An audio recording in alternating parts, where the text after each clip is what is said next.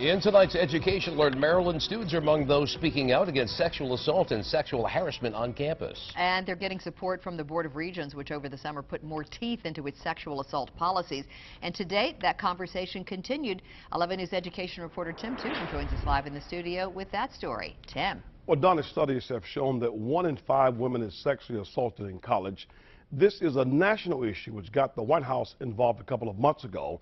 But in Maryland, it looks like more student groups are joining the ranks of those trying to spread the word.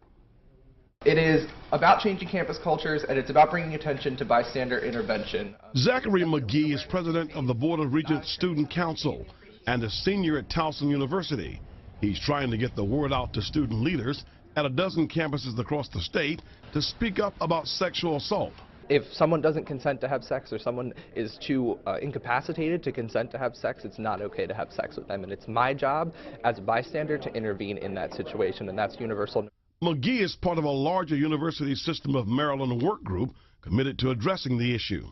It's really a culture change we're after, an understanding on the part of all of our campus community about what sexual misconduct is in order to change the culture and change our attitudes about it. And that's coming from the students. And the key for us is making this campaign relevant to all of those students. Along with the new policy, students say their goal is to make preventing sexual assault a campus-wide priority.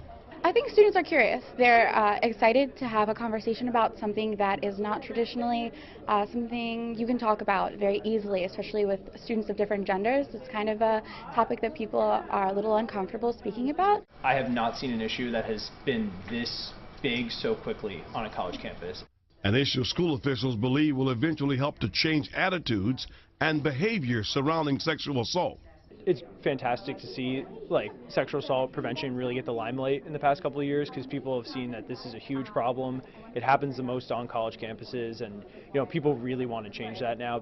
The hope is the revised university policy will go a long ways toward making that happen. Now, each of the university system's 12 campuses must submit a sexual assault plan by the end of this year. To learn more about the national It's On Us campaign, head to our website, WBALTV.com, and look for Education Alert. Live in the studio, Tim Tootin, WBAL TV 11 News.